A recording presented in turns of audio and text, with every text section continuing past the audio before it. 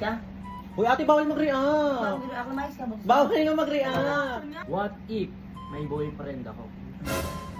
Very perfect! Alam mo Yeah! naman, pangarap sa'yo yan. What if niloloko ko lang si Yuki matagal na? Niloloko mo?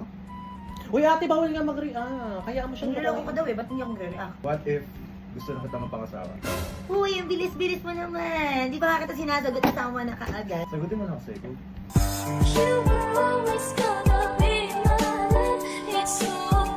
What if meron na talaga akong anak?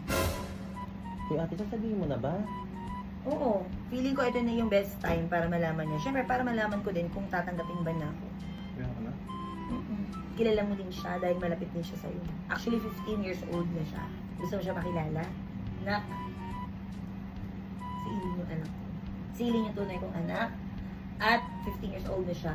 Nak, magkakaroon ka na ng bagong papa. Thank you, ma, kasi may papa na ako. Matatanggap mo ko ba ako? Tanggap naman kita kahit sino. Kung ano yung meron ka, mamahal. Oh. Tara, ma, magyakap pa na tayo. Oo. Oh. Ah! Bakit? It's a prank!